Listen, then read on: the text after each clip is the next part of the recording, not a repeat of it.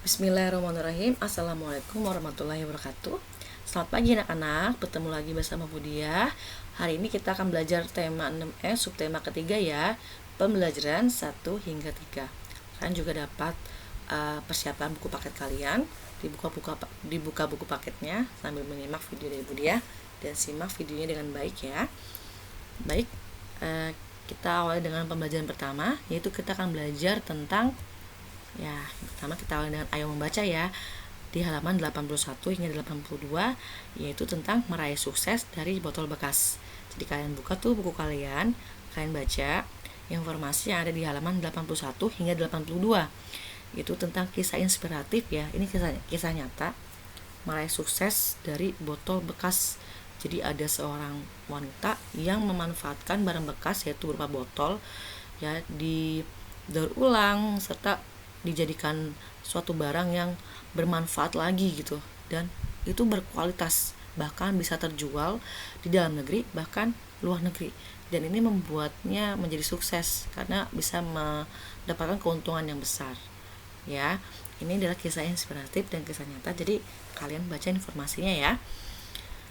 Baik, setelah itu kita akan belajar mengidentifikasi jenis formulir ya. Namun yang akan kita bahas di sini adalah tentang formulir pengiriman barang. Yang pertama, formulir itu digunakan dalam kegiatan operasional suatu organisasi atau perusahaan. Dan yang kedua, formulir itu adalah berupa lembaran kartu atau kertas yang dicetak dengan ukuran tertentu yang di dalamnya terdapat data berupa informasi ya. Jadi yang disebut dengan formulir. Dan kita akan membahas formulir pengiriman barang. Jadi formulir itu semacam seperti resi ya, atau nota gitu, kayak nota gitu. Di situ ada informasi yang ada di dalam formulir itu seperti nama, identitas kita, dan barangnya itu apa ya. Baik, ini adalah contoh dari formulir pengiriman. Karena kita akan belajar formulir pengiriman, jadi Budia kasih contohnya. Ini adalah bentuk formulir pengiriman ya. Kalian bisa lihat di sini. Di sini ada jasa pengirimnya, yaitu menggunakan paket pos internasional atau international parcel post. Ini adalah jasa pengirimannya ya. Nah, kalian bisa lihat di sini ada from, pengirim, atau sender, berarti ini adalah pengirimnya ya, pengirim produknya. Nah, ini ada tuh penerima atau addresses, berarti barang ini akan tuju kepada siapa sih? Oleh siapa sih gitu ya. Dan di sini juga ada jenis barangnya apa ya, kolom untuk mengisi barang itu tersebut apa, kuantitasnya berapa ya.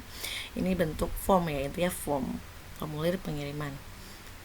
Nah, ini adalah contoh formulir pengiriman yang sudah diisi nih ya. Kita bisa lihat di sini dengan jelas ya. Di sini dia menggunakan jasa pengiriman IMS Internasional.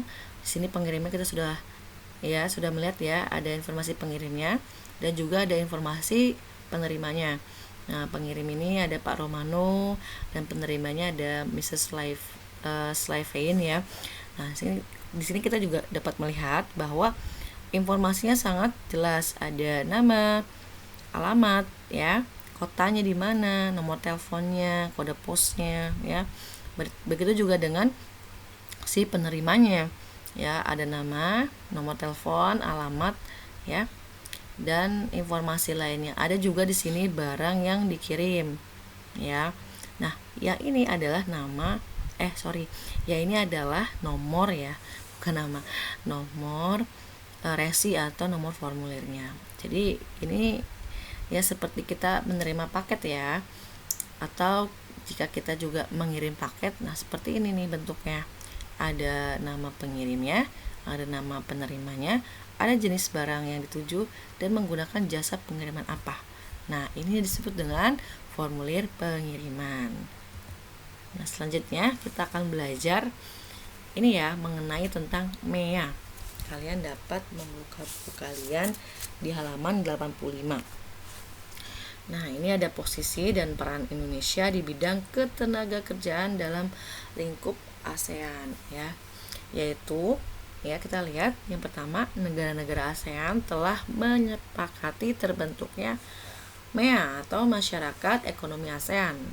Yang kedua, dengan dibentuknya MEA ini diharapkan dapat menjaga keseimbangan perekonomian di wilayah ASEAN. Dan yang ketiga, pembentukan MEA memungkinkan arus perdagangan barang dan jasa antar negara ASEAN semakin terbuka dan mudah. Yang keempat, tidak hanya produk barang dan jasa saja, namun kesempatan kerja bagi tenaga kerja antar negara ASEAN juga semakin bertambah dan terbuka.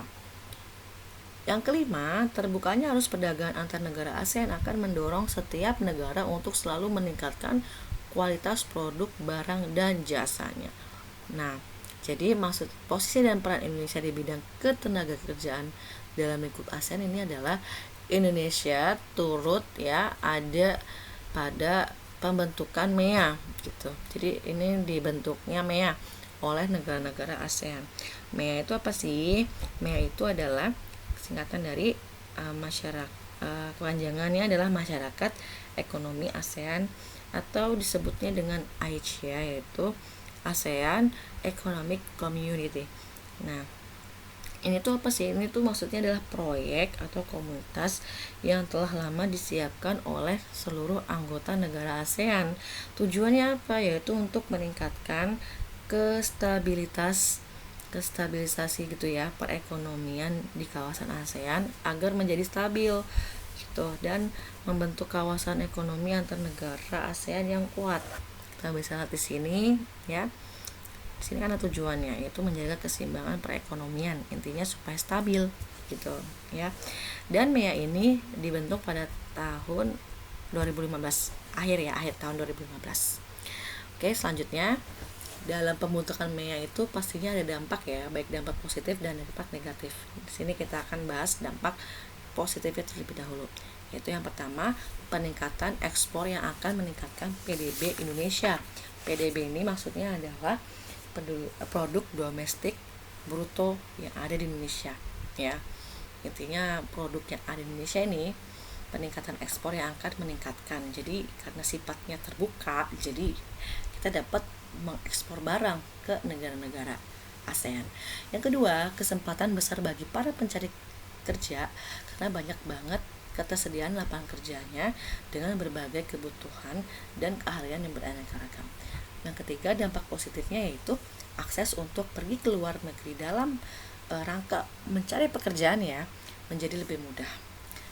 Yang keempat, bagi para wirausahawan atau pengusaha untuk mencari pekerja ya bisa mencari pekerja yang terbaik sesuai dengan kriteria yang diinginkan. Dan para tenaga kerja di Indonesia juga dapat bekerja di negara anggota ASEAN sesuai dengan keterampilan yang dimilikinya. Jadi ketika dibentuknya MEA ini ada kesempatan bagi para tenaga kerja di Indonesia untuk mencari pekerjaan di luar negeri, khususnya di negara-negara ASEAN. Dan sebaliknya, para tenaga kerja asing yang dari negara ASEAN juga dapat mencari pekerjaan di Indonesia. Nah, sekarang apa sih dampak negatifnya? Dampak negatifnya kita bisa melihat dari 3 sisi ya. Yang pertama ada sisi kompetisi. Maksudnya apa nih? Ya, jadi dampak negatifnya itu banyaknya barang impor yang masuk ke Indonesia sehingga mengancam industri lokal dan adanya persaingan dengan produk-produk luar negeri yang berkualitas. Tadi kan kalau positifnya kita dapat mengirim barang ya, meningkatkan ekspor gitu ya. Nah, tapi di lain sisi juga pasti ada dampak negatifnya, yaitu banyak barangnya masuk ya dari luar negeri ke dalam negeri gitu. Jadi sehingga banyak banget nih produk-produk luar negeri yang kita konsumsi di Indonesia gitu. Sehingga kalau banyaknya barang impor yang masuk, sehingga kita tidak percaya lagi atau kita bisa mengancam bahkan hilang tuh produk dalam negeri, yaitu produk lokal akan terancam pastinya. Dan pastinya ada persaingan dengan produk-produk luar negeri yang berkualitas gitu ya. Yang kedua, itu ada dari sisi eksploitasi. Maksudnya adalah besarnya ketersediaan sumber daya alam oleh perusahaan asing yang masuk ke Indonesia dapat memperburuk ekosistem di Indonesia. Ya. Jadi banyak SDA dari perusahaan asing kalau misalkan masuk ke Indonesia itu dapat merusak sumber daya alam yang ada di negara kita sendiri. Dan yang ketiga, dari sisi ketenaga kerjaan, Dampak negatifnya adalah mengakibatkan tenaga kerja asing dengan mudah masuk dan bekerja di Indonesia, sehingga mengakibatkan persaingan antara pekerja asing dan juga pekerja Indonesia yang ingin mencari kerja di negara sendiri.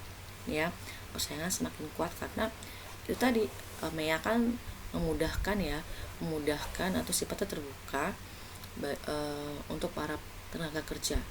Jadi kita boleh bekerja di luar negeri dan orang yang di luar negeri itu juga dapat bekerja di negara kita gitu.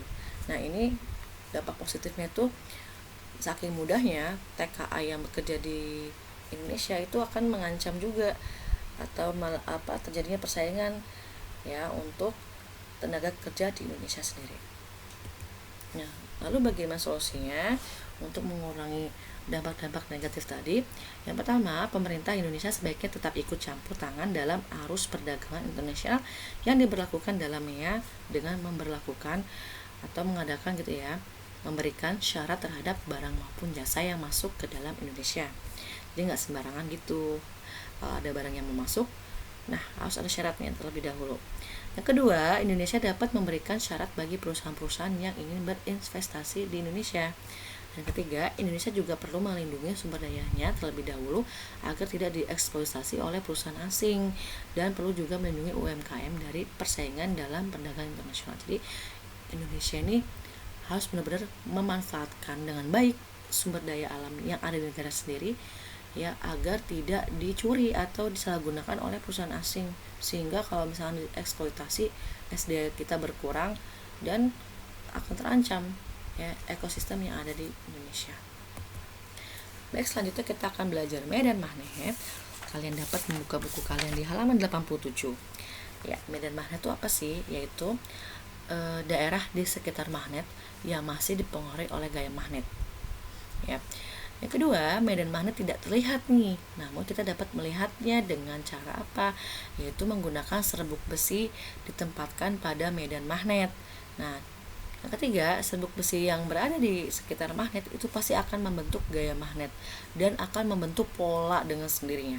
Kita bisa di gambar ini, di sini ada magnet ya, ada magnet, ini ada dua kutub utara dan kutub selatan. Nah, yang hitam-hitam kecil ini adalah serbuk besi atau serpihan-serpihan kecil besi gitu ya, bubuknya. Nah, ketika kita taruhkan magnet di serpihan atau di serbuk besi tersebut, pasti dia akan menempel gitu ya, tapi dia juga menyebar gitu dengan sendirinya sehingga dia membentuk pola. Nah, kita bisa lihat di sini, ini membentuk pola lingkaran ya. Kalian pernah kan melihat kejadian seperti ini ya? Jadi magnet kita tempelkan ke serbuk besi, pasti dia akan menyebar, membentuk pola sendiri. Nah, ini yang disebut dengan medan magnet. Baik, selanjutnya kita masuk ke pembelajaran kedua. Di pembelajaran kedua ini kita akan belajar mengenal reklame pada kemasan atau kita sebut dengan embalase. Jadi apa sih embalase itu? Oke, perhatikan ya. Dahulu itu kemasan produk itu hanya sebatas kemasan aja, fungsinya untuk melindungi barang doang ya, untuk melindungi barang dari cuaca agar tidak rusak. Nah, semakin berkembangnya teknologi atau zaman ke zaman ya, kemasan produk itu dibuat menarik ya. Jadi kita bisa lihat di sini, embalase itu adalah apa? Salah satu bentuk reklame atau iklan berupa kemasan yang berisi informasi tentang produk tersebut. Nah, sekarang itu kebanyakan dari kita ini menggunakan embalase. Embalase itu apa? Iklan ya, atau informasi yang ada di kemasan suatu produk. Contoh seperti ini, kita bisa lihat nih gambar di samping. Ini kita tahu ini pasti apa? Ya, ini biskuit kan. Biskuit renyah rasa apa kira-kira? Ya, betul, rasa durian. Dari gambarnya saja kita bisa lihat ya, bisa tahu, oh ini rasa durian. Dan ini, di sini juga ada tulisannya durian. Nah, pasti si pembeli ini ya sangat mengetahui, oh ini tuh biskuit rasa durian gitu, karena ada informasi yang jelas ya, yang jelas di kemasannya gitu. Kalau misalnya zaman dahulu itu hanya dibungkus aja, nggak ada informasinya. Karena semakin berkembang teknologi, jadi dibuat menarik, dibuat ada informasinya bahwa ini tuh biskuit durian. Dan kita juga bisa melihat iklan di sini, kayak seperti ada kata-kata biskuit durian renyah dan 100% enak. Nah, itu kan berupa iklan gitu ya, meyakinkan para pembeli untuk membeli dagangannya gitu, untuk membeli produk tersebut gitu. Oke, tujuannya apa sih penggunaan embalase ini? Kita lihat, yaitu melindungi produk agar tidak rusak. Yang kedua, menarik perhatian pembeli. Yang ketiga, membuat produk lebih menarik dan juga memberikan informasi tentang produk tersebut. Jadi kalau misalnya tidak ada informasinya, kita tidak akan tahu ini isinya apa sih gitu ya. Tapi karena embalase ini tujuannya itu adalah memberikan informasi, jadi kita tahu oh ini tuh biskuit durian gitu ya. Baik, lalu manfaatnya apa sih? Ya, manfaat penggunaan embalase yaitu yang pertama mengenalkan produk kepada konsumen. Ya, yang kedua membangun citra dan ciri khas dari suatu produk. Yang ketiga mendorong agar konsumen tertarik dengan produk. Yang keempat membantu meningkatkan penjualan, dan yang terakhir adalah mendorong konsumen untuk membeli lebih banyak lagi barang atau produk. Ya, seperti contoh Indomie ya. Indomie kan kita bisa tahu ya, ada rasa soto, rasa ayam bawang dan lain sebagainya. Nah, itu adalah informasi yang ada di kemasan gitu ya. Itu disebut juga dengan embalase gitu maksudnya. Dan pasti ada kata-kata yang menariknya, ada ciri khasnya di kemasan tersebut sehingga konsumen ini tertarik untuk membeli produk tersebut gitu ya. Dan ini adalah contoh embalase beserta bagian-bagiannya. Kita bisa lihat di sini ada kaleng di sini, ternyata ini adalah biskuit ya. Biskuit, coba misalkan nggak ada informasinya, apakah kita tahu ini isinya biskuit? Tidak kan? Jadi harus disertai dengan informasi yang menarik atau gambar yang menarik. Nah, itu disebut dengan embalase ya. Nih, kita bisa lihat bagiannya adalah yang pertama ada nama produk yang terletak pada bagian depan. Ya, pasti produk adanya di depan dong, nggak mungkin di belakang ya. Nah, kita bisa lihat di sini ada nama produknya. Di sini namanya biskuit Yummy gitu ya, atau biskuit apa gitu ya. Biskuit Roma atau dan lain sebagainya. Itu namanya produk. Oh, produk ini namanya biskuit gitu ya. Dan disertai gambar produk pada bagian depannya.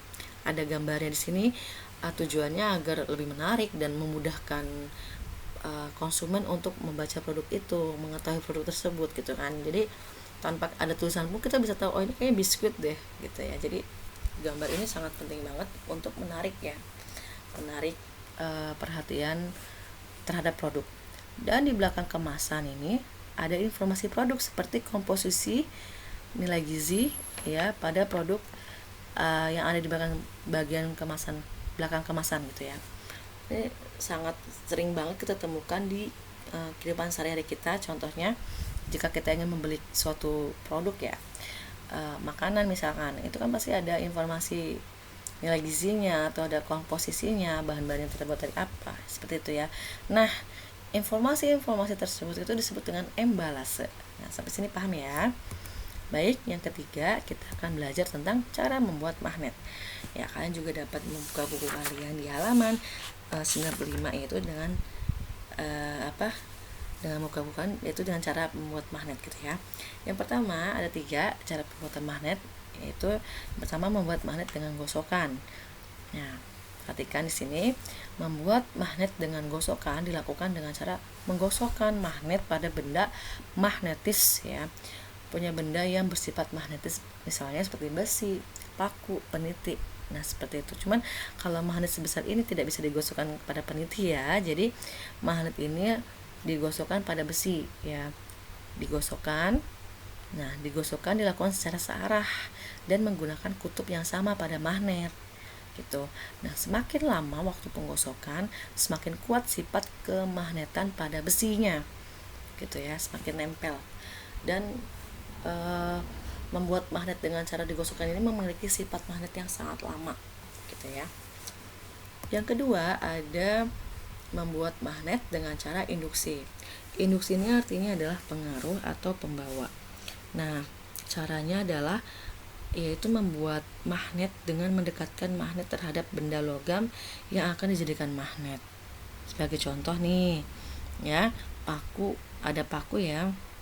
Ada paku yang akan dibuat magnet dan paku tersebut didekatkan pada benda-benda magnet lagi. Nah, paku tersebut itu sudah menjadi magnet gitu ya. Dan paku tersebut dapat menarik benda-benda magnetis lainnya. Seperti contoh nih ya, kita bisa lihat gambar di sini. Kalian bisa lihat gambar sini ada magnet, di bawahnya dipakukan, pasti menempel ya kan. Nah, jika misalkan di bawah ini kita letakkan lagi benda seperti peniti, seperti klip gitu ya, atau benda-benda kecil yang mempunyai sifat magnetis, pasti dia otomatis akan menempel.